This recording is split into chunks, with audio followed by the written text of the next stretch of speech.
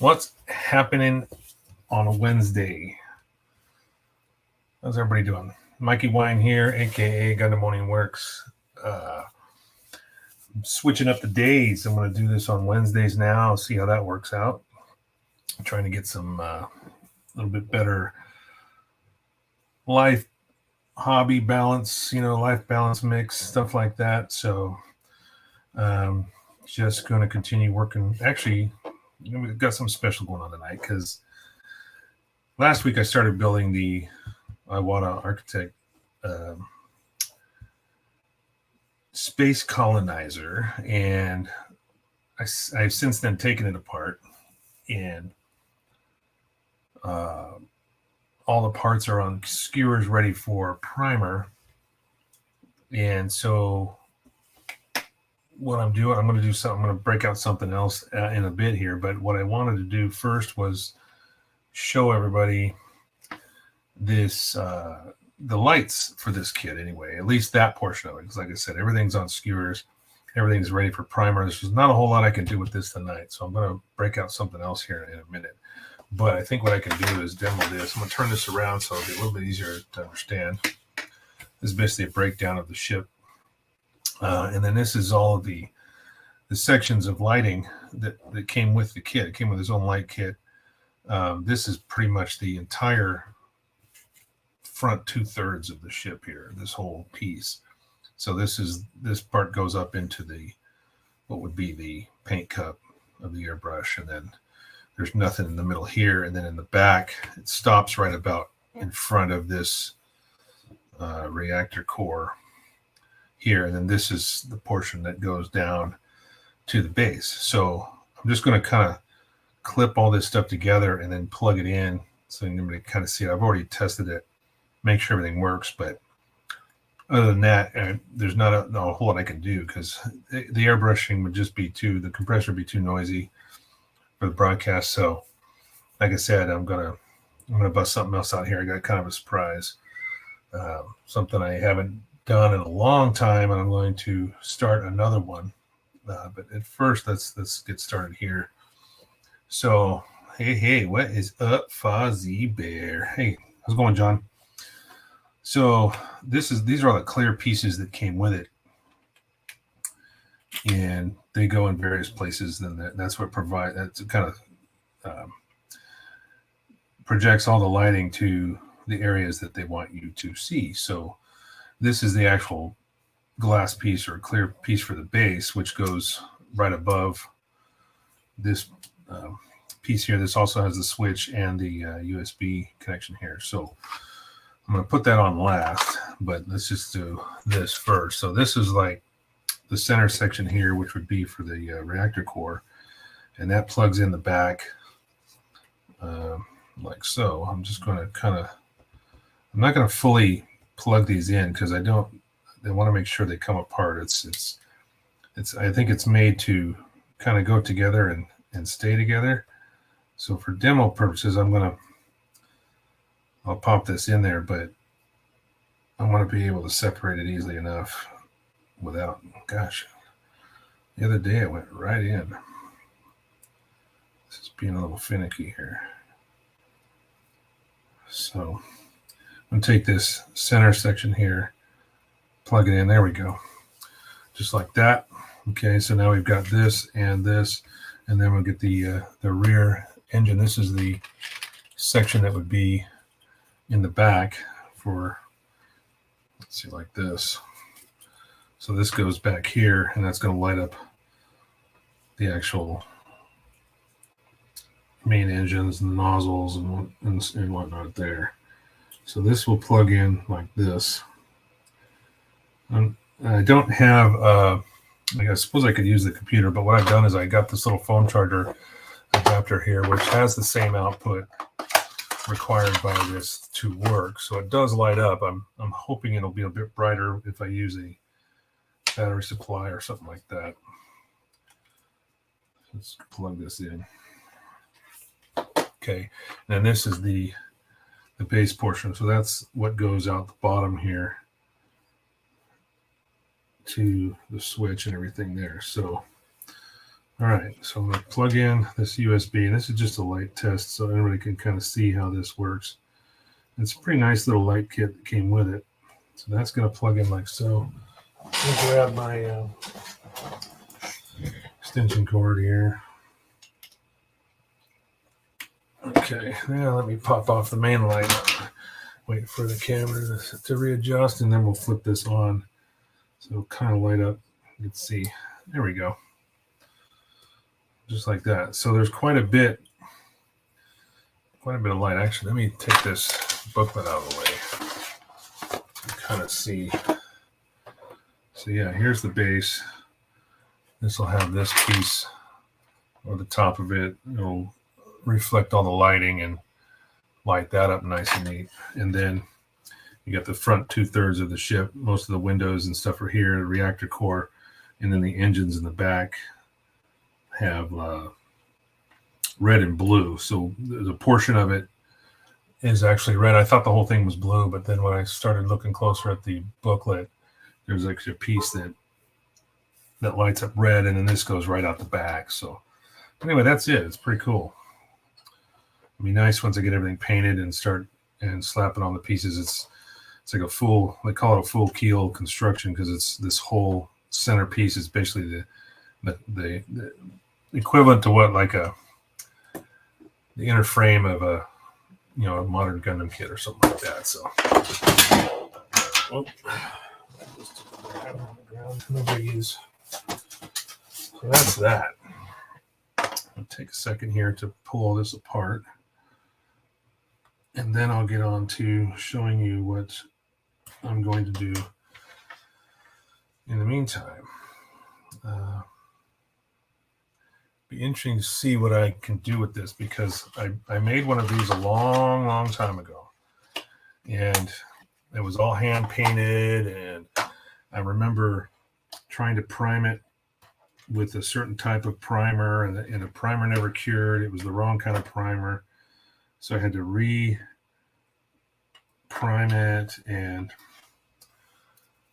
it actually came out pretty good considering what I went through, but I want to see what I can kind of do with it with the skill level that I have today, because it'd be interesting to see. I'm gonna airbrush and do. I'm sure there's going to be some hand painting, but I want to be able to do a better job of it. See what I can, what I can turn out. Anyway, what I'm talking about is this guy right here. Now, this is a 1/72 scale soft vinyl model kit. These are pretty rare. I don't know how hard they are to find now. I found this one a couple of years ago, and it's been sitting in my stash. But like I said, I did build one of these a long time ago, and it was all hand painted, and I actually have that here. So this is what it actually looks like completed. And I guess you're supposed to weigh the feet down or something like that, so it has a little more stability. I didn't know that when I first built this thing. So it does stand up, but he's a little bit light on the feet, I guess, because you're supposed to weigh it down so they can kind of stand up just like that. It's an interesting position too, and I actually did something. I added this leather strap on the gun, and then. But yeah, this was all hand painted, just horribly done. I mean, it doesn't look bad, and it's had its abuse. So I mean, this thing has traveled with me for years. I've moved several places, and it's gone with me. So you kind of see what the back looks like, and then there's kind of like a gap here. It's interesting the way they designed it. They tried to make it look like an actual transformable type. What would it look like had it actually folded this part of the body, the Valkyrie did. So there's actually a gap there going all the way down through the center. But yeah, I think what I'll do when I build this guy is I'm going to do it in Max's colors. So it'll be blue and black instead of Roy Fokker colors like this one. Yeah, he's a bit dusty too, but boy, this thing's been around. So just diving in, it's just a bag of actual parts. There's a lot of trimming and cleanup work that has to be done. The actual instructions are part of the box. So if you look at this, you have to pull this out and actually use that as your reference on how to build it. Let me see if it's actually got a date on it. This says 1990 on the box. So I'm not sure if that was the original production date of it or when this version was released, because I don't remember the one that I built coming in a box like this. I really don't. I think I might have found it at some convention or something. So,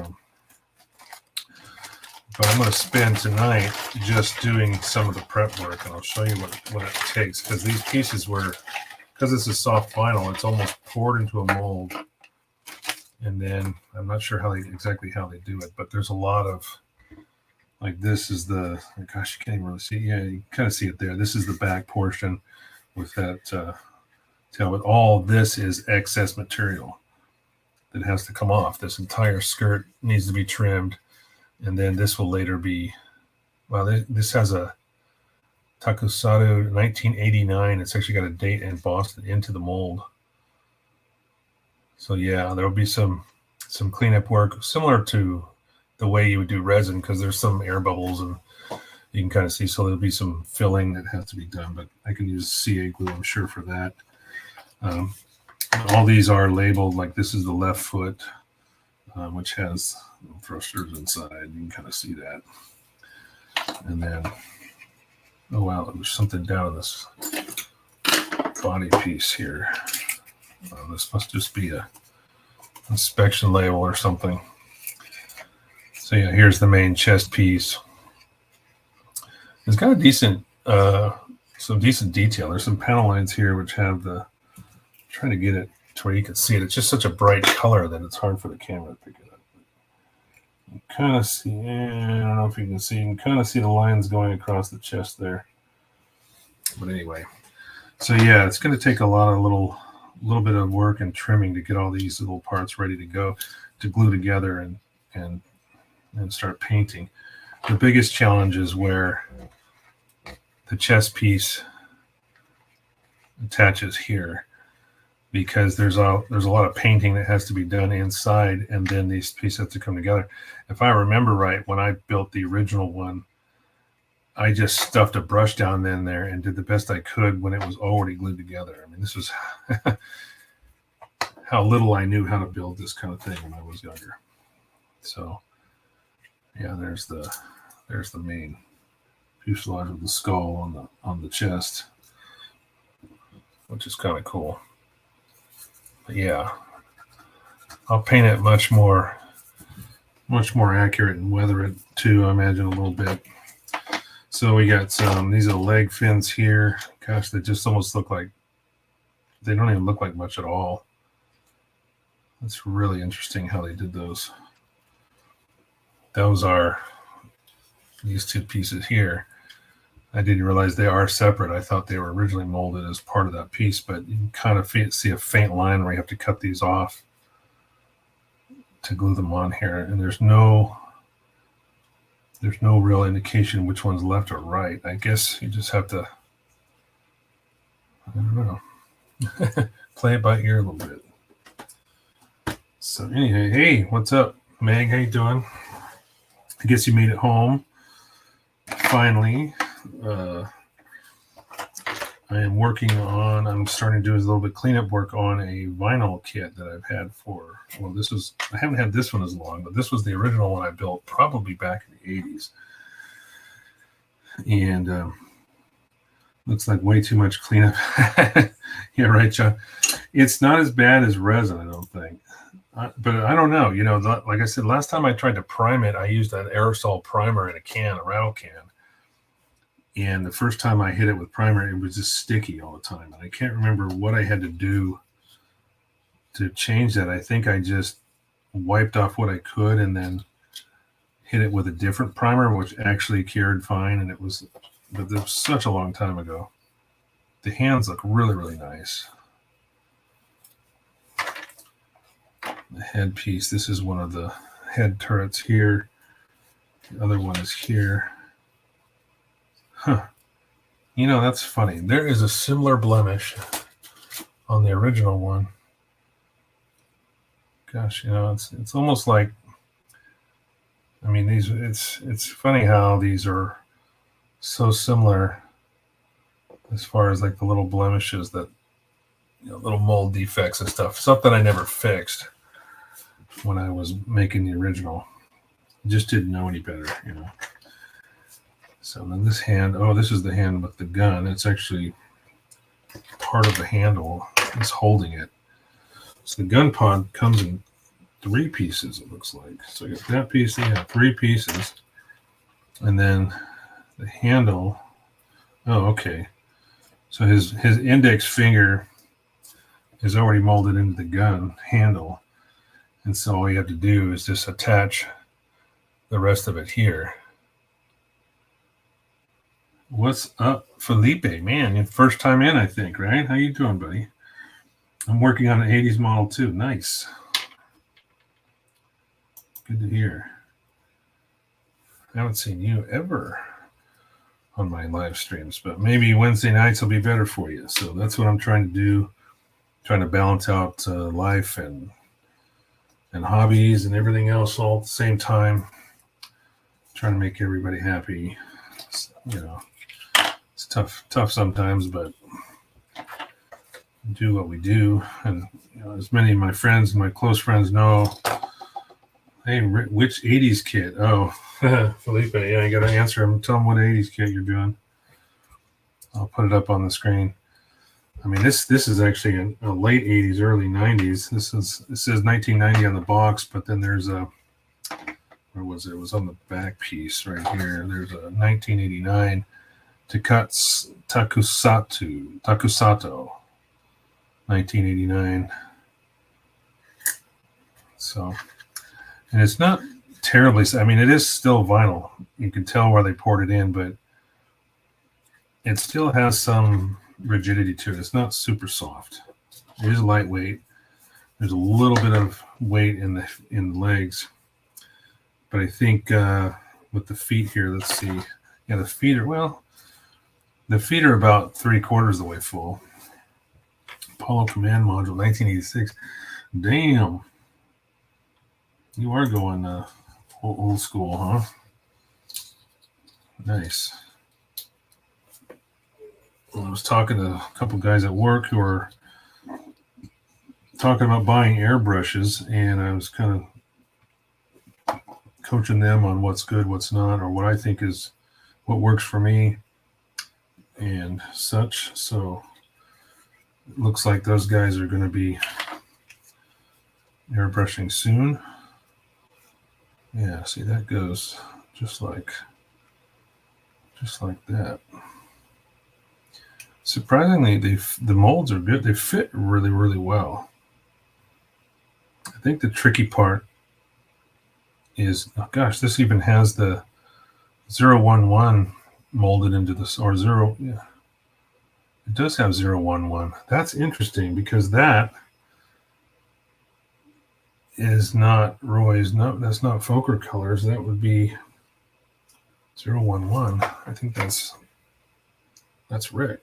That's Hunter or Hikaru, if I'm not mistaken. Yeah, it even has that molded into the side. 011. Yeah, 1, 2, and 1, 3. So yeah, this would be. Maybe I'll have to do this one in red instead of blue. Because no, I don't know. We'll see. Figure it out later. What compressor do you use for airbrush? I use an Iwata. It is, I don't remember the model number. Give me 1 second. I can find out exactly which one I use if I can get to the box easily enough. Does not look like I'm going to get to it that easily.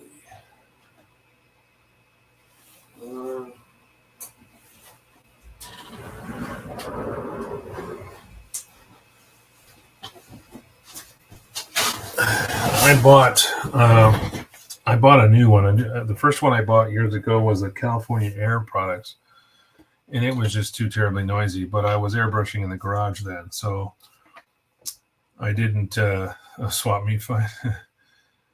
Nice, $1. That's pretty cool for a model kit. Score. Anybody would buy something cool like that for a buck. But getting back to the compressor question, I use an Iwata.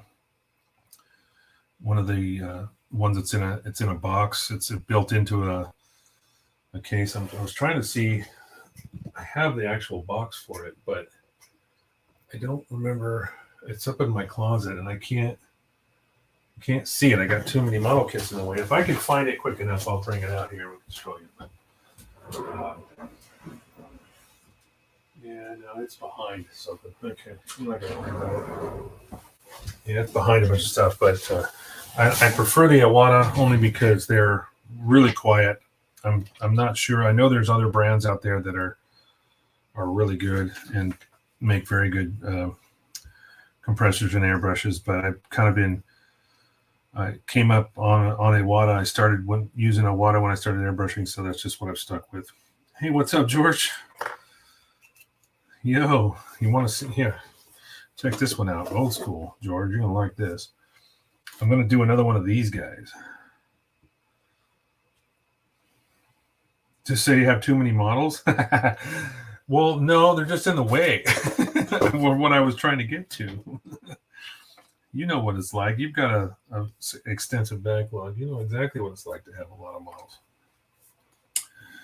So yeah, this is a 172 scale soft vinyl kit, the VF1S Valkyrie, and this is the actual one I made years ago. That was all hand painted. Just showing its age big time, but I'm going to airbrush this one and make it look a lot better. Probably do a lot more cleanup work, I think, on it than I did. I didn't even do any cleanup work, really. All I did was cut off the excess vinyl and glue it together. So we're going to see if I can produce a better one out of this guy. So but we're talking old school kits. This one, yeah, Macross vinyl. Yeah. Have you got any Macross vinyl, George? Or you have any? I know you got some Macross kits, but I just stumbled across this. I wasn't actually looking for this. A couple years back, I was just tinkering around looking at model kits, trying to find something to buy, or I can't remember what I was searching for, but it popped up on the screen, and I thought, oh, it was just an instant impulse buy because I hadn't seen one in so many years. It'd been since the 80s when I found that one, or late 80s. And yeah, so there's a lot of trimming to be done. Macross, tons. Vinyl, no. Yeah, like I said, me too. I think this is a rarity. This is, I wasn't looking for this, to be quite honest. I was not looking for it, but when I saw it, I just said, oh, I got to get it. I did have a great time. I loved it when I was done with it. Let's put it that way. When I first started building this, I was telling this story a little bit earlier. I used a rattle can primer, and I don't know what kind of primer I grabbed, but it was the wrong kind. And it never cured. It just was all sticky all the time. And it was a nightmare. So I ended up shooting it with a different primer. And I was lucky enough that dried nicely. And then I just hand painted the entire thing. I mean, it's so dusty. Gosh, I thought I'd kept these fairly clean, but this thing's been, this is so old. And I added the little strap on the gun here and modified it. But yeah, I've come to a point where I'm getting ready for primer for all the parts on the Architect ship here. So there's not a whole lot I can do on camera with that tonight. So I'm just going to start cutting some of this stuff up. Basically trimming this stuff down very carefully, cutting these pieces off because see the head here, those have to be trimmed down and so they can be glued on the side of the head. And there's some little blemishes you can see, like a little air bubble here and there, but not too bad. Not too bad. Details are nice, and there's some of them are molded into the mold, like the stripes on the side of the leg. You can see those lines are there. So masking that and painting that should be fairly straightforward. Looks righteous from here. Post photos in the fam chat. Yeah, I will. I'm not sure.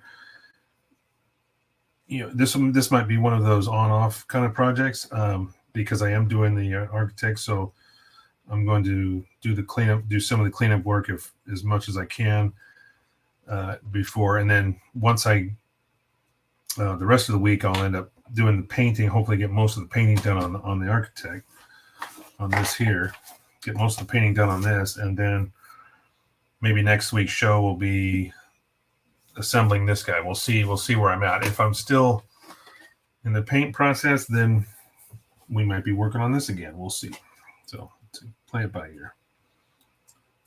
Yeah, but good to see you back, George. I missed you the last couple of weeks. I always catch yours in the morning, but you're off air by the time I get you, unless it's a weekend, and so I get to watch it afterward. But I still try to watch most of it before I go, or before work and on my drive in. I listen to it. So, but anyway, yeah. Let's see what we can do here. I don't know how hard this stuff is to cut. It's been a long time since I dealt with this, so I'm kind of nervous as to which piece to start with because I don't want to damage it. Like this whole top leg portion here needs to come off. And they've got some supports built into the mold, so I guess I'm just going to kind of just trim that off. It's almost like, I wonder if scribers would work better. I don't know. It'd be interesting because I think I'm using the right tool here for the job. I'm just basically poking through it because it is soft enough final, but you got to be careful not to cut too deep too fast. I think that's the thing to worry about. You get crazy, and then you end up slicing into the part you want to keep. You know what I mean? Where's Mike? Sorry, I missed you live last couple weeks. No more Sundays, just Wednesdays for you. That is the plan. I'm going to put that on screen so everybody can see that. Yeah, that's the plan. I'm trying to balance, get a good life balance mix. Sundays were kind of easy for me, but it's a lot. It cuts into the weekend, and a lot of times that's the only time we can spend with family and stuff. So that's why I chose to switch it up and pick something during the middle of the week. It gives us a little bit of time before and after the weekend to kind of do some work on projects and then go from there. So. Yeah, boy, this is a tedious little process, but so yeah, that's what I'm going to shoot for, George. I'm going to try to keep doing this Wednesday nights. Megan will say otherwise because she wants me to move it up sooner so she can watch me while she's at work when she should be working. But like I said, for me, it's kind of hard. I get off at 3:30. And then my drive home is typically around an hour, depending on traffic in this area. So, yeah, you know what? This might be easier I'm going to use some of these big clippers. And I'm just going to clip off a majority of this. I think I'm missing the boat here. Yeah, look at that. We're going to make some progress. Life balance makes total sense. Yeah. Everybody would, I say it like this, a lot of people were encouraging me to start live streams, to start doing, demos and stuff like that. But it's hard you got to make sure that you're not getting in the way of family and other things. It's easy for me to go, yeah, I'm going to pick every Sunday and just, the wife is down, and we just need to be able to spend time together too. So, she's working during the week, and we both work during the week. So the weekends are really the only time that we have to do stuff together. So if we can come to some kind of happy medium on that, then we're good. I'm better for it. That was your question too. What was that, Ron? Was that about that was about the stream days? Yeah. That's what you're talking about, yes. So it's in the middle of the week. I know it's late for some of the East Coast guys. Hopefully 6 o'clock Pacific is early enough for them. I don't, obviously I could go later, or the problem is when I drive home, I can't get home in time to do it really earlier than that because traffic is kind of crap sometimes, like it was today. So I just, I figured 6 o'clock, that gives me plenty of time to drive home. And then I have a little bit, to eat something if I want to eat or whatever before I go live. So I've got a little bit of downtime just to kind of take a breath and then pop in here. So I'm just kind of chunking off some of these larger portions that I can get to without, I think this is a lot easier than trying to cut every single piece off, because then if I get close, then I can, oh boy, was that supposed to be, no, that's waste. Okay, freaked me out for a second. I thought I cut something off I wasn't supposed to, but I'm good. What I really want to do is look at the upper leg portion here. Okay, so that's what I thought. Okay, I'm all right. So what I was worried about was this piece in the front of the leg here. I thought that was where the knee was, but it's actually part of the knee here. Wow, did I even take that out? Yeah, I did. I did trim it up. Did a horrible job of trimming it up, but I did. So that is a waste portion, so I'm good to cut that off. Got to be real careful though. Just trying to get most of it out. What's the color plan for the architect? In the book they have a little in the front here. Well, no, not in the front. It's like the first couple of pages, somewhere in the middle, I think. They have, yeah, here it is. Okay. So they have 4 colors. It's basically a light gray, a medium gray, a dark gray, and then a red brown. That's it. I'm going to prime it, Mr. Color, or Mr. Color 1000 surfacing primer, and then I will flat black the entire thing.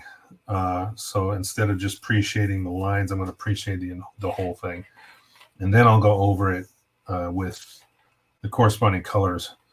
So what I did was I went through my Mr. Color stuff and I found 4 or actually 5 colors, because I'm going to add something to this a little bit in the back where the main engine nozzle is. But I started with the light gray. This is Mr. Color 315, and it's a pretty light gray. You can see there the cap. Okay, so the medium gray I'm going with Mr. Color 334. So that's medium. And this is a barley gray, blah, blah, blah, B, whatever, number. And then for the dark gray, I'm going with German gray number 40. All right. And for the red brown, there is a red brown in Mr. Color, but it's more brown than red. So I went with whole red because it has more of that reddish color to it I like. So I think that will look a lot closer to it. And then what I'm going to add is burnt iron. I really like the way burnt iron looks on thruster nozzles. So particularly in the back here, I'm going to do this thruster nozzle. I don't know if you can see that. Let's get it close here, right there. I want to do that nozzle in that burnt iron and then add some bluing effect to it. So you should create for a nice look. In fact, if you're close to James, you should go look at his Valkyrie, and you'll get a sense of what I'm talking about, because I did the nozzles on the back of the Valkyrie the same exact way. So if you look at that, you'll see what I'm talking about. I'm talking about the Warhammer Valkyrie. Yeah. Bluing rules. Is that supposed to say bluing rules? Yeah. So this is the trickiest part right here, because I can't tell. This must be, okay, this is his left leg. And these are labeled left and right, so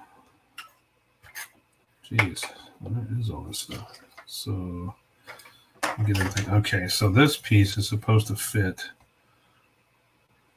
down in here. Huh. I wonder, so there's a little bit of mold cleanup there because they put some structural support in it. You have to cut that piece out, but I've got to trim more off the leg piece just so this will fit. It will insert down in there, I suppose. So I'm going to have to just cut away, just really gradually cut away at the inside of this. Boy, trying to be ever so gentle. I'm just basically pushing the blade in and using this is a brand new blade, by the way, too. So it's nice and sharp. And that way I can get in there and just slice away at those portions with very little effort. I'm just basically pushing the blade in and letting it cut under its own pressure. And then this will come down. Whew, man, it's been a while. It's been a minute for sure since I've done this kind of vinyl work. I don't remember what that was like. So get this piece out of here. There we go. That's a little better. And you can always take more off. That's the thing. You don't want to have to try to put a bunch of filler in there. It's no fun at all. So just taking off a little more here. I'm sure there's going to be a bunch of this crap all over the place for a while here. I stared at it for quite some time.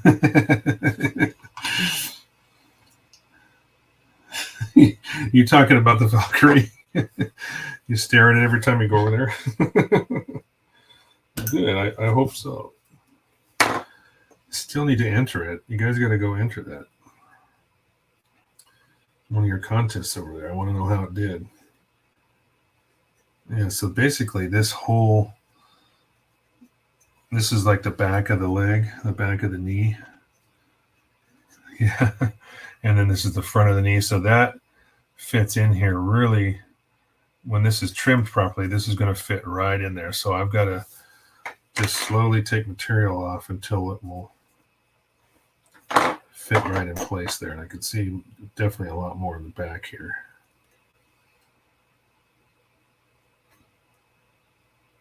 And some on the inside. Because the mold, the piece itself is a lot thicker than what it needs to be. So I have to really just kind of ever so gently trim some of this thickness down so that knee portion will fit in here nice and neat. There we go. And I'm sure I can use some CA glue too if I need to do any spot filling. If I take just a hair too much off or something, I'm sure we can do that. I'm not sure if this stuff really sands well. Let's try it. I'm going to put that theory to the test. You know what? It does sand. Look at that.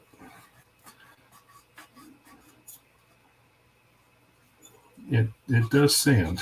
I will say I can soften an edge a little bit. Not much, but if I need to, I can certainly do that.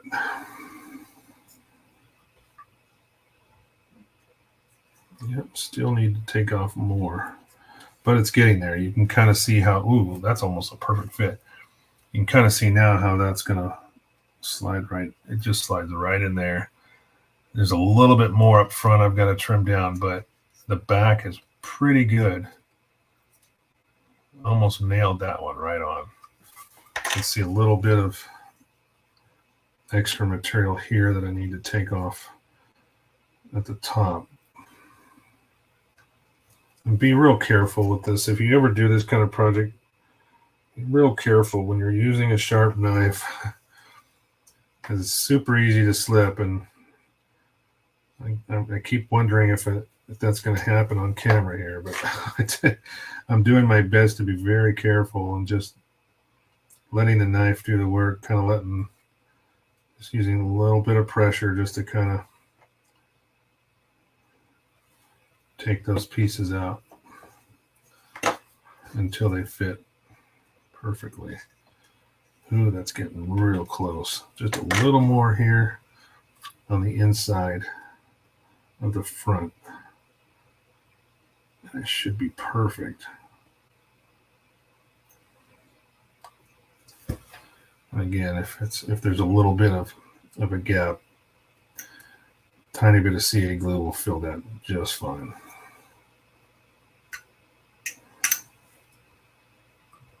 Okay, so I'm done. I'm just taking out the last little bit of this front of the knee here. So got this piece here. This is the left leg, front, back, inside, outside.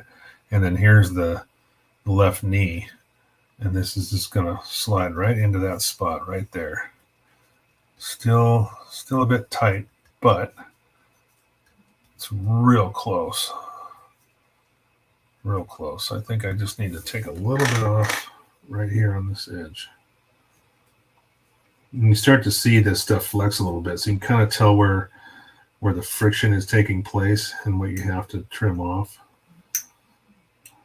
And just take it off until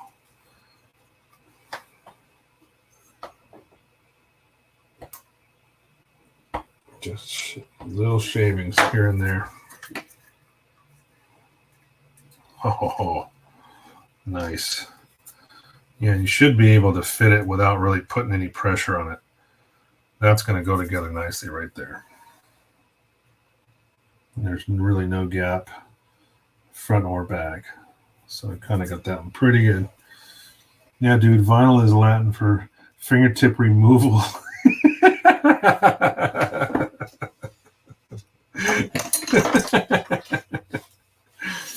Yeah, we'll wait till I'm off camera before I start chomping fingers off.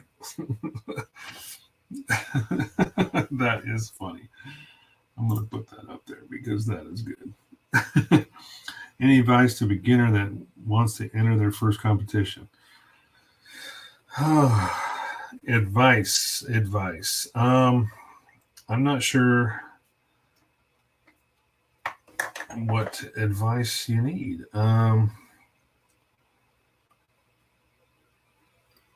You're basically just going to bring whatever you want to put on display. Maybe go into it without expectations. Maybe, I don't know. It's tough to say. I know your skill level. I know you're good at what you do, so I'm pretty sure you're going to have good success in your first trip down there. But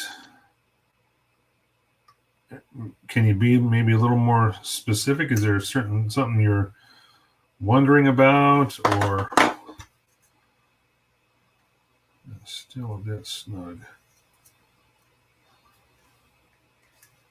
Even that up.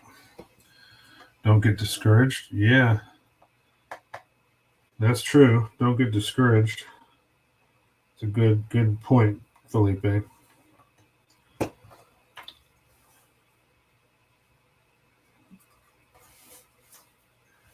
I mean, I don't go in with expectations. I think I do, if I go to any competition, I don't expect to come out. I don't. There's so many excellent builders out there. It's too hard to say what's going to happen. I mean, the level of when I started entering competition, it was pretty much just SCGMC and the World Cup. Gundam Builders GBWC. That's all there was, and you kind of just go in with and just have fun. Go in, and the whole point is to put yourself out there. Put yourself on display, and you're just going to see a bunch of cool model kits. Just enter what makes you happy. If it's an IPMS comp, it is an IPMS comp he's talking about. It's about quality finish, no nubs or seams, clean paintwork, scale, accurate weathering. Yeah, he's right. He's absolutely correct. It will be an IPMS event. It's the one up here in Seattle. I've known John a lot of years. Fozzie, I don't know if George, if you don't know, Fozzie's a friend of mine. I've known him for a lot of years up here. Knew him before I moved up here, and knew him from California, and then he followed me up here a few years later. But it'll be Gundam category, I think, for him. I don't know. I don't think you've got any other stuff you're entering, right? Yeah, that's true. That's what I was kind of trying to say. It's like, just put yourself on display. That's what you're doing. You go in with an open mind and take a chance.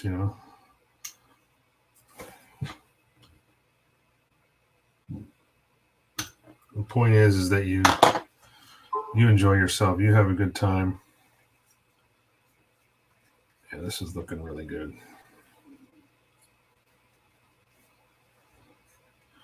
Now I'm starting to remember what this takes to get right, because you really have to just slowly trim away and test fit every step of the way. And I'm just shaving off this little tiny bits here and there to get this to just fall in place. Shouldn't have to force it, Shouldn't be pushing on it constantly. No, just custom paint, Destiny Impulse. Yeah, well, see, that's good. And when you display that, you'll have the there'll be a space on your entry form about what you've done, modifications, stuff like that, things you want the judges to look at. If they were to walk up and not know what a Destiny Impulse is supposed to look like, you get the opportunity to tell them, hey, this is what I did. I did a custom paint. Or some people even leave the instruction booklet down on the table, so people can see what the before and after is. This is what it looks like out of the box. This is what I did. And, you're not doing any LED work on that one, so it's basically just going to be your finish, like George was saying. I know you don't have any seam lines. I know your paint work is good. I know your decals are superb. So I don't think you've really got much to worry about.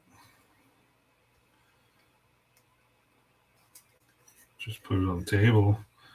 And, if there's so many kits, there's just too many, then they'll split it up. They do splits every now and then if there's just so many in one category, which has happened before.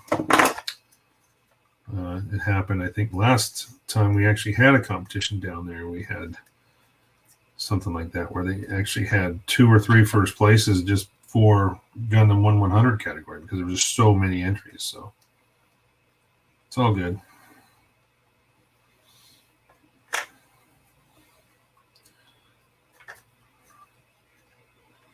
Yeah, you meant custom paint, I'm sure, not customer paint. But...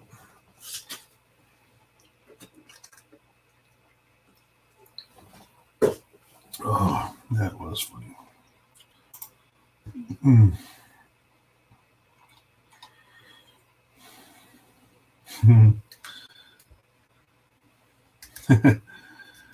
Pleasure to meet you. Yeah, you guys would get along just great. George is back in. You're back in Massachusetts, right? No, is it? Yeah. The Spartan at Patcom. Let's see. I brought an iPad with video, pre-painting the model, showing the work was done. That's a great idea. I mean, if you really want to get down and dirty, yeah, you can. So I've seen people do that too with photographs. They'll just put down several pictures, and then in the description on their entry form, they've got, you're an asshole.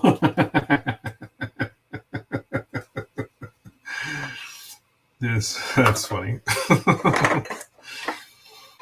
Oh, I don't know why I forget simple things like that. I've got a lot going on in my mind right now. You guys got to give me a break. All this stuff with my mom, it's really, this is a good distraction, believe me. And I need it right now because I got, oh, you know what? I bet you that's supposed to stay there. Sorry, I just had a moment. Yeah, this is just a really good distraction because I got a lot on my plate right now. Fortunately, my job is hourly, and it's the first hourly shop I've ever worked at. And it's very nice to know, and the managers are all supportive. They know what's going on. And it's just nice to know that I can come in, work as hard as I can, not stress about anything, and go home at the end of the day. And that's it. There's no expectation of, oh my God, you've got to produce all these hours, or, oh, okay, so that is supposed to stay there. And I'm still producing, but not at 100%, I mean, I'm still doing over 100% production, but it's just, I'm not worried about whether or not I'm doing 150, 160, I'm just trying not to make mistakes at this point.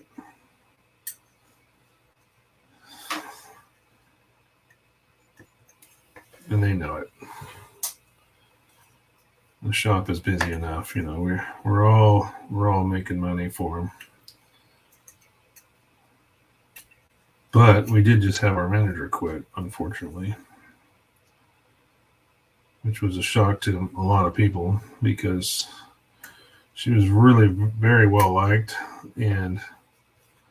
but the stress of the job just got too much for her.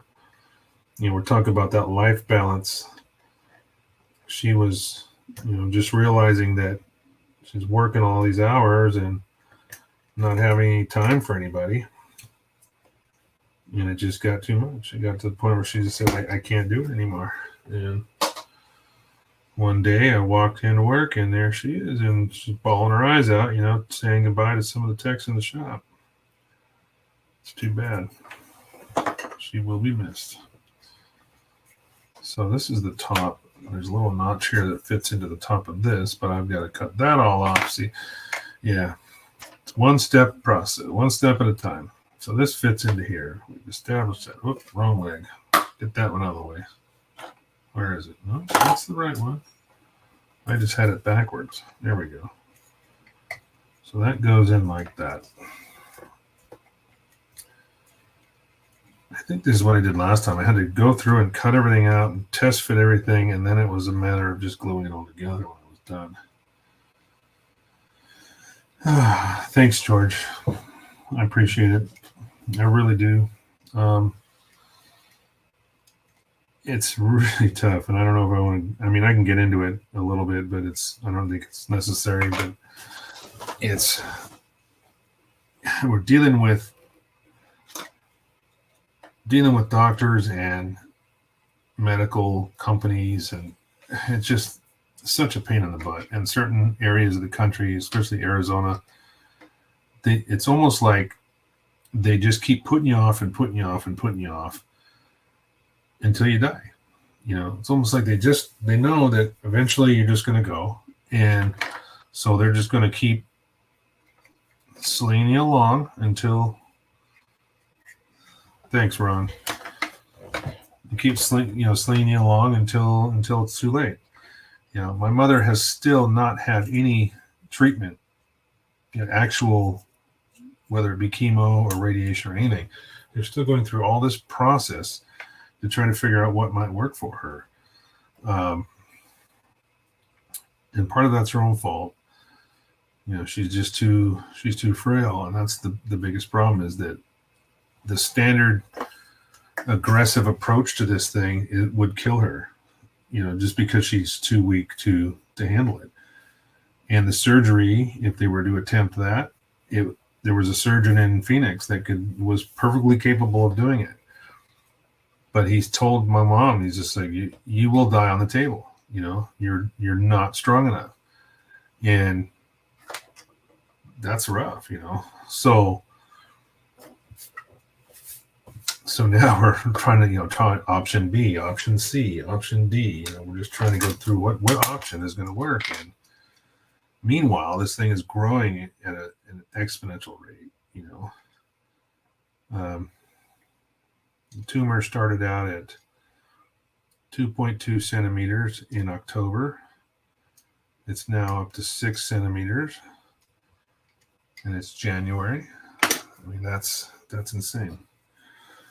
So that's where we're at, and it's just one day at a time. It's all you can do. So I think I've got these two pieces pretty much ready to go. I don't know if I'll have to do any trimming on the bottom, where the foot goes in, because this is all sealed up. But I don't know. You guys got any suggestions for adding weight to the feet? Because this guy stands up. I mean, I've heard that, he stands up just fine. It is kind of a trippy stance, though. He's like leaning back, kind of. Yeah, me too, George. I appreciate it. But my mother keeps saying she wants to tough it out, but we'll see, because one of the things they were trying to do was put her in a course, which is required actually it's either a chemo course or a radiation class, and it basically gives you the good, the bad, epoxy putty. That's a very good idea. Thanks, George. I appreciate that. My question was, I'm going to get back to talking about what I was talking about, but my question was, any suggestions for putting weight in the feet? Fill it with 3-bond. Oh, that'll work. We've got plenty of 3-bond. And if you don't know, 3-bond is John might know what this is. 3-bond is the equivalent of what FIPG is to Toyota.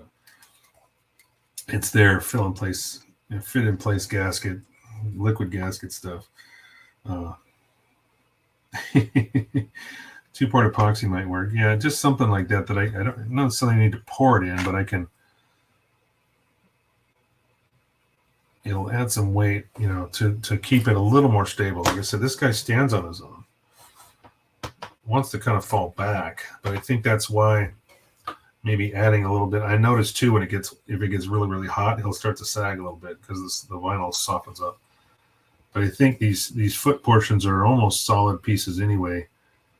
So the only real place that I can fill is the leg, like the bottom of the leg portion. You got a ton of FIPG. Yeah, I still have some too. I still have plenty. So that's left. So that means that's this foot. Okay.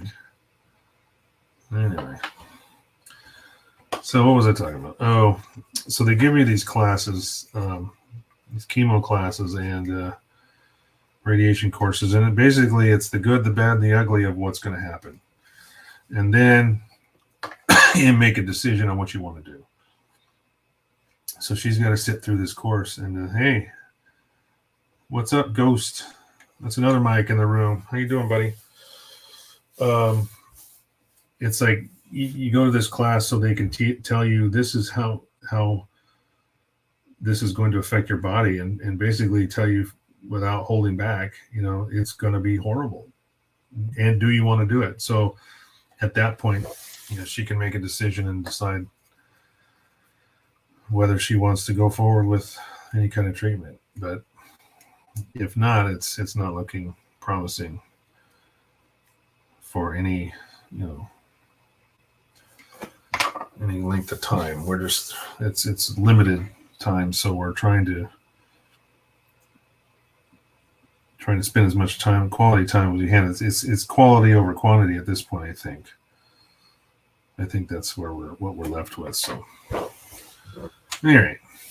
anyway, Mike, Force Ghost, I'm working on a vinyl Valkyrie kit, 172 scale. Looks like this, fully assembled. But I'm going to redo this one. I'm going to do it proper. This one was done a long, long time ago, hand-painted garbage. So I'm going to redo it, a new one, airbrushed, and hopefully be 100 times better. We'll see. Yeah. So I'm just fitting these two pieces together. You have to slowly trim off the waste material until you get the pieces to fit together. Like this one's fitting pretty good. There are some little gaps on the corners, but none of that will be a problem when it comes to just a little bit of CA glue will fill that right in. So I'm going to start with the foot now. Maybe I can see if I can get that left foot to fit in here before we go. So we're about an hour in, so I'm good to keep going. At least another 30 minutes, not more. Since I have nothing else to do except shower and go to bed, I can keep garbage. Yeah, I know. I say that because it's compared to what I can do now. And I'm not tooting my own horn when I say that. You know what I mean? When you see something that you built back in the 80s and you just go, oh my God, what was I doing? I say that with a grain of salt because I just know what I'm capable of doing now, especially with the experience you guys, you get over time. You build, just practice. It's like anything else. Practice. You develop a skill and you practice it, just like Ken and Fozzie Bear John. We fix cars for them. We turn wrenches. We've been doing that for years, and practice it. You just get better at it and better at it. Maybe not everybody. Some people just don't get better. We've all got one or two of those in the shop that we know of, right? But I'm just kidding. You just do the best you can. And I'm just trimming off most of this material with these clippers. Yes, and these are Snap-on, by the way. Model number E70 or 710BCG. Just in case you're wondering, you can order one yourself from the Snap-on dealer near you. And I have a smaller set here. This is E719BCG. I used to use these all the time for clipping nubs, but they're more of a side, diagonal cutter. Twin blade diamond color. They're not real clean like the God hands are. So typically don't use those much for anything except doing what I'm kind of doing now. Is just trimming off a bunch of big shit. You're just snapping a kit? What are you doing right? What are you snapping, John? Or Ron? Excuse me. Who am I talking to? Good God. Sound like Bill Cosby there for a second. Come here, Roy, Ruford, Rudebaker. What is your name, boy? And don't lie to me because you live here and I'll find out who you are. You know, he was talking to his kids, or his dad was talking to him when he was younger.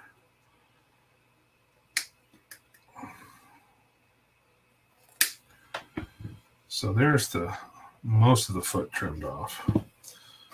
And I can kind of see this, how this goes. Oh, look at that. Yeah, I got some more trimming to do, but it's pretty good already.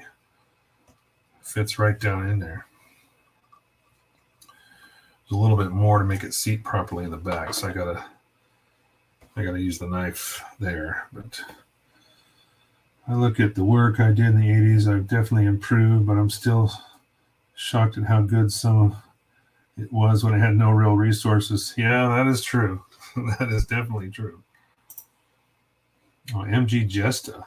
Nice. Is it the narrative version, sleeves version, or is it clear version? Which one is it? Or just the regular old MG?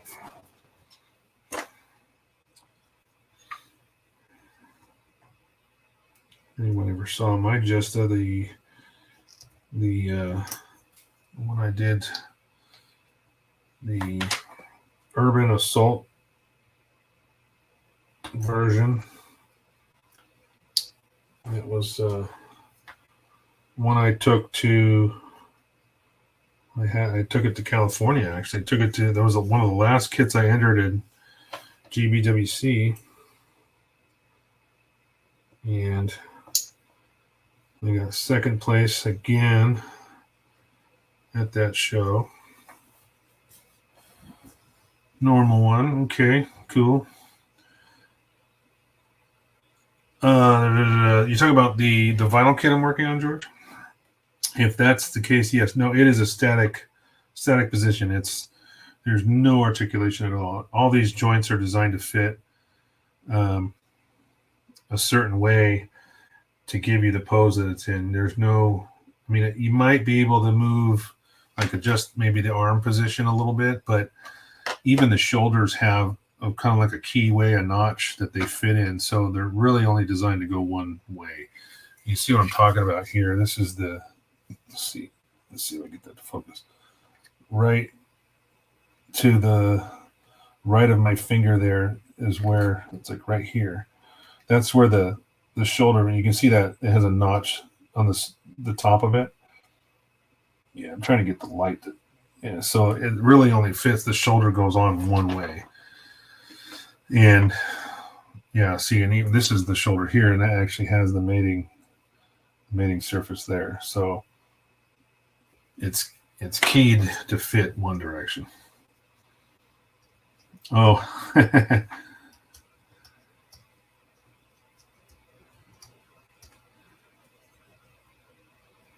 Put down decals on HG Jesta. Oh, yes. Cool. I actually do have an HG Jesta. I can't say that now because my daughter's boyfriend bought me a HG Jesta for Christmas. So that was kind of unusual. I didn't expect that, and he actually bought something I didn't have already, which was kind of cool because without knowing what was in my backlog, he just picked one. And turns out he picked something that I probably would not have bought for myself because it is HG. I'm not saying I'll never build an HG, but I typically don't buy them for myself. Most of the time, if I do get one, it's a gift or something I got in a gift exchange for the local group, you know. So this, I'm gonna look at the back of this foot. Yeah, I kind of had the same issue then. I'm looking at the way this went together. It's kind of nice having this reference material because the leg fit was the foot was kind of wonky. It's almost too big for the back of the leg.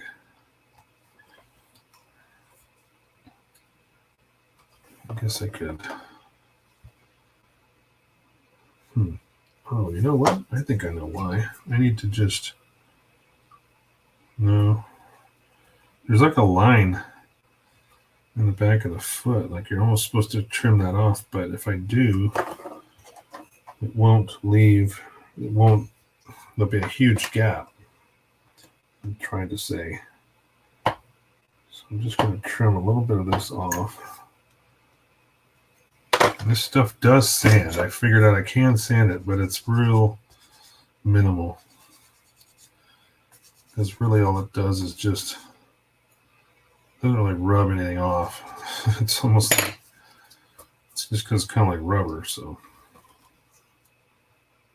that's not bad.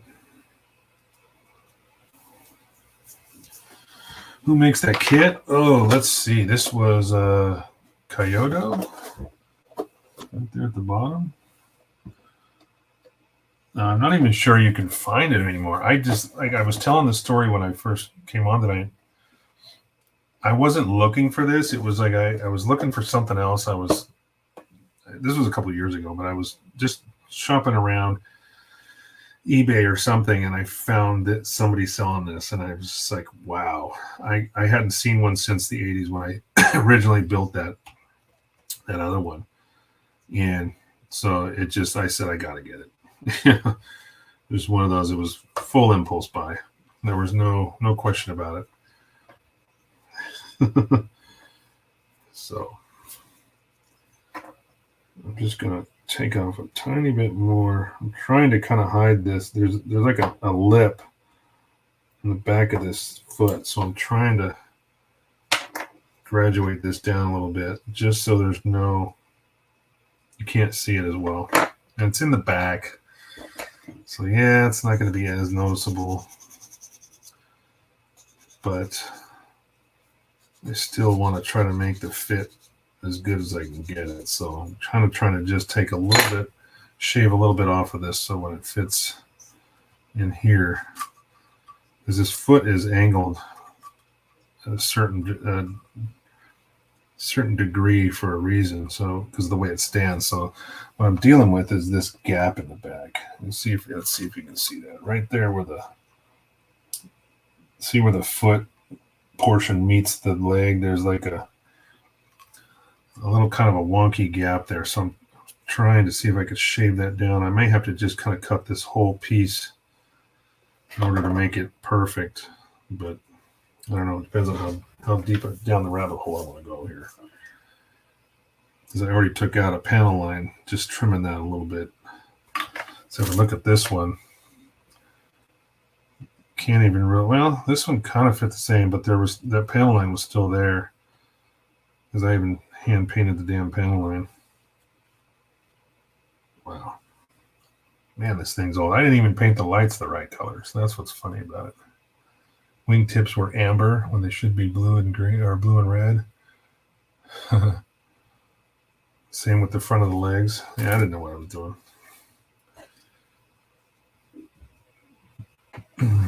But what's interesting about this, the instructions are inside the box. They couldn't even give you a full size. I don't even know if that comes out. I guess it does. But I kind of already know how it works anyway, so I'm just cleaning everything up right now. So I'm going to take off a little more. Oh gosh, I just wish I knew how to do this without totally jacking this piece up.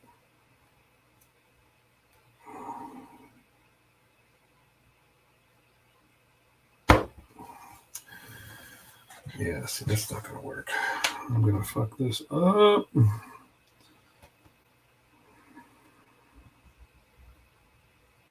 Just get it to shave evenly. Good. That's better. Just barely taking any material off here. Just trying to get it to even out. Okay.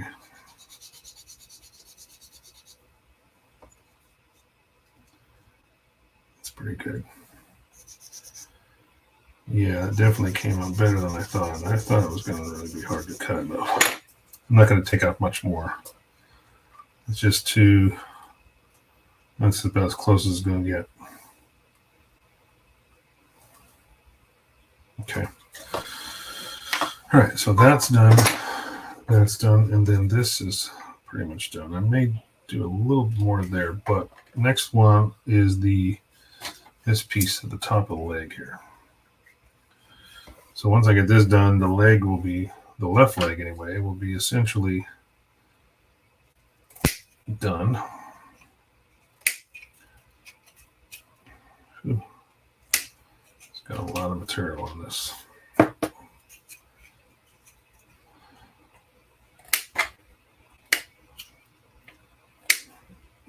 Cut all this extra crap off of here.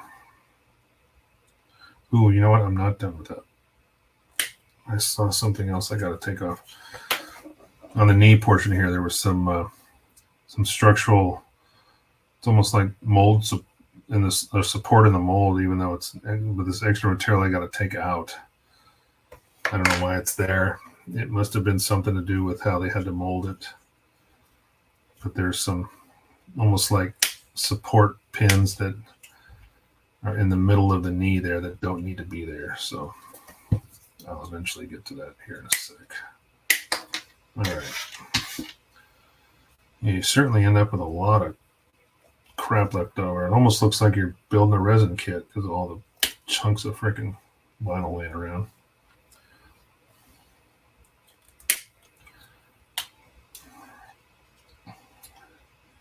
There's not a whole lot to this top piece. It's all hollow. So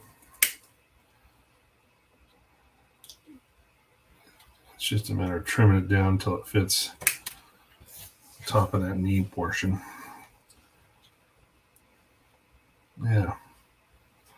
This is one of the easier ones to get to because it's pretty much just a straight line once you trim everything.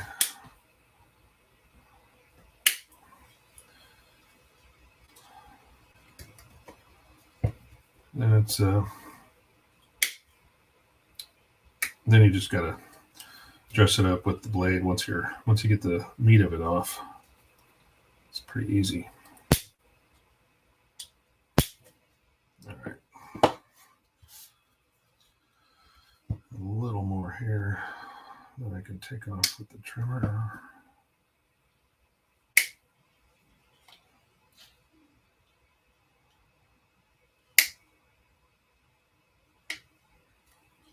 All right. This is all trash. Okay, so this just sits, I mean, I'm not done yet, but this just kind of pops onto here, top of the leg. So yeah, I just got some extra, a little bit more I got to take off to make that fit right. Very carefully. So I'll go.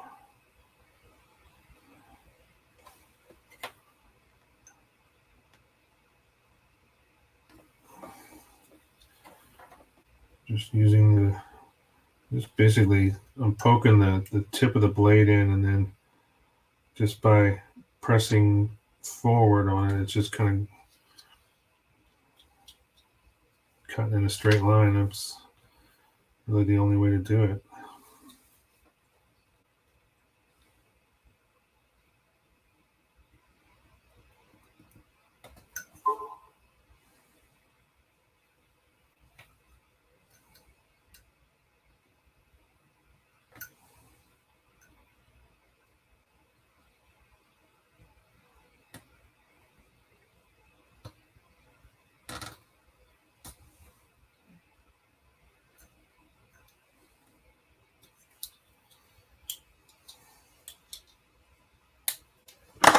Okay, let's do a test fit here. Oops, no, still not done. Oh, okay. That's pretty good though. I need to straighten out this line here in the back.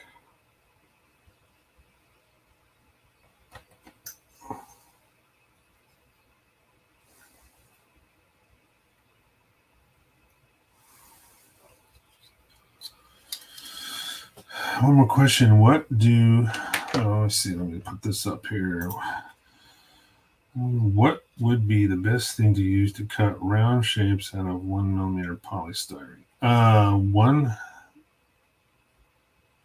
Well, how big a round? Let me ask you that. How big of a circle are we talking?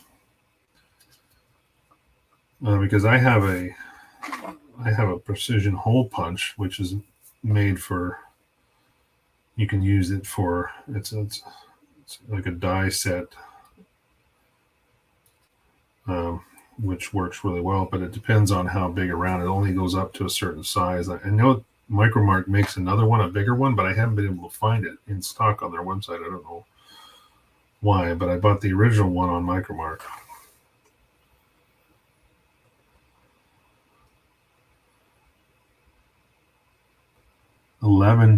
Eleven inch oval. Holy shit, that's big. Well, that kind of blew my theory out of the water. I don't know, guys. You got any suggestions? 11-inch oval, other than seeing if you can find a wood plaque or something, and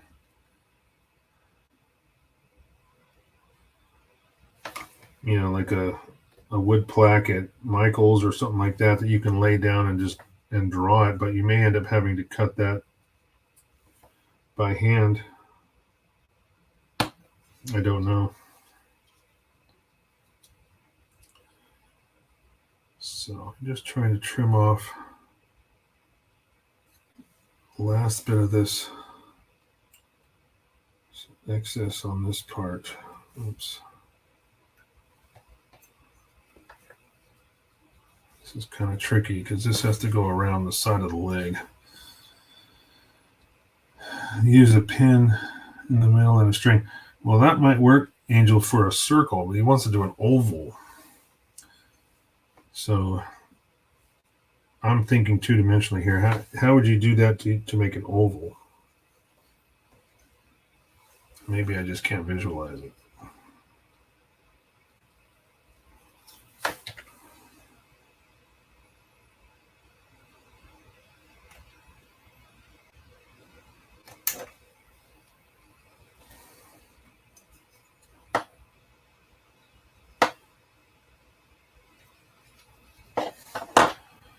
We'll call you tomorrow night and explain it better. Okay, no worries. No problem. Okay, so there's, I think I got a little bit more to do, but there's the top portion. See, that just fits right down on there. Maybe a compass scriber that goes to 12. Yeah, that might work.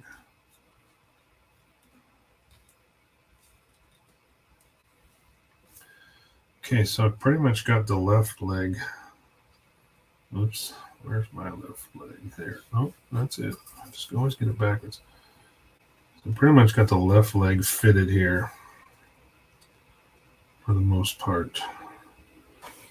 Still got a tiny bit of pressure here. I think I need to just shave off a little bit more.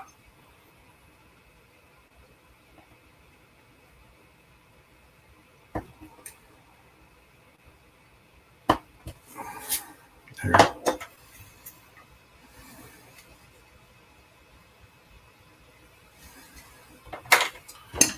It's definitely better.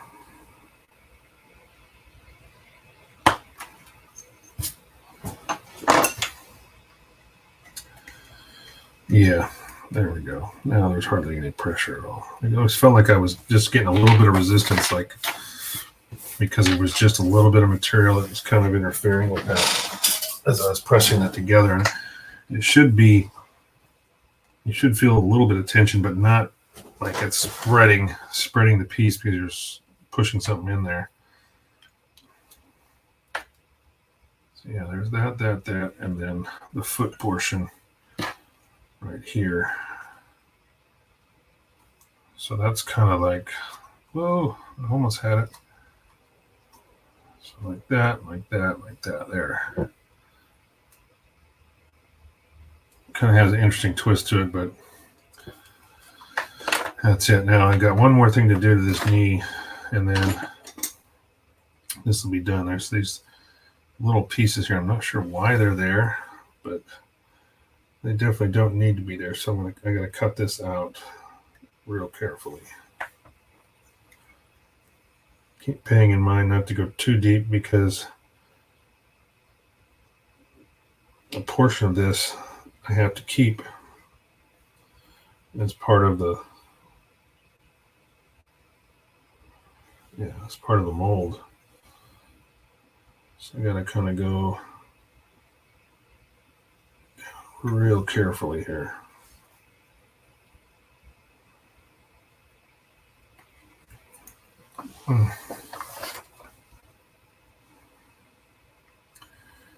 Damn, this is not easy.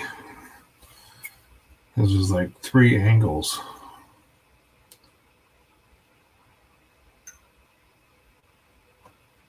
So press down.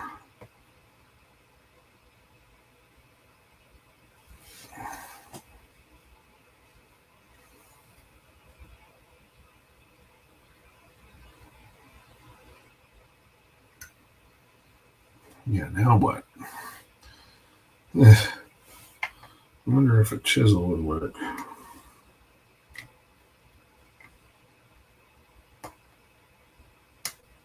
I'm just going to have to slowly cut this.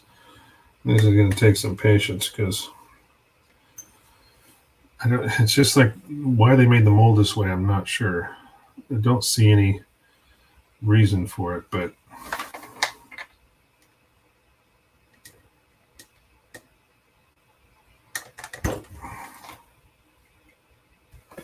I'm trying to just press this through, see it come out the other side. At least I know if I'm not perfect, I can take more material off, but I'm going to just really slowly pull.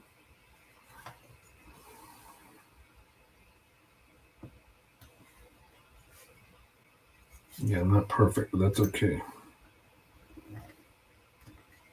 There we go. I'll stick my blade through it and see what I'm talking about. See that portion in the front is just there for no reason. It's kind of odd, but I kind of just press my blade in on the angles that I can see. Got most of it out. Now I can clean it up, straighten all the edges.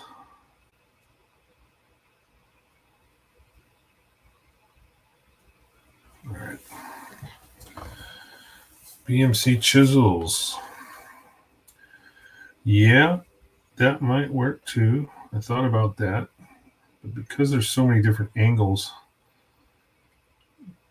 because there's like an internal structure that I need to keep, but I'm trying to trim down deep enough to get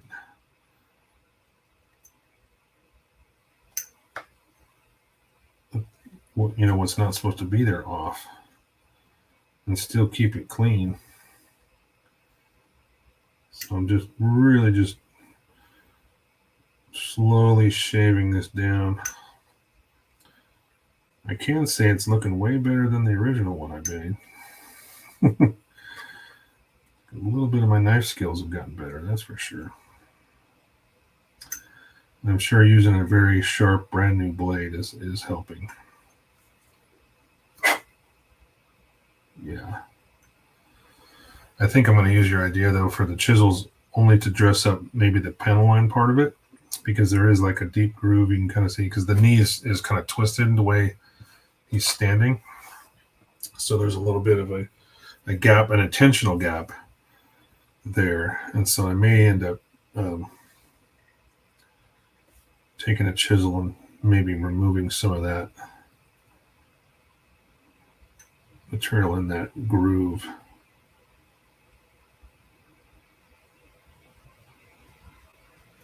It's still not easy to get right.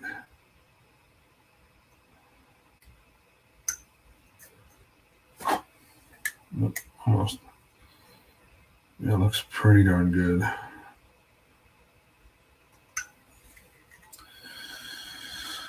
Okay, folks. We're getting close to closing time. I appreciate everybody coming out and hanging out with me tonight. I do deeply appreciate all the well wishes that I've been getting from everybody. Trying to help us through this difficult time. It's never easy when a loved one is, especially a parent facing their own mortality. And we're just trying to get through we're just trying to get through the process of getting to a treatment at this point. It's like everything has just been, it might just be Arizona too, but it just seems like, and she's not even in the VA system. I mean, when my dad was dying, that was even worse. It's almost like they just want you to just put you off until you expire. They don't give you any chance. But I miss you too, guys, and I appreciate everybody coming out tonight. It's been an awesome treat and an awesome little escape from life at the moment.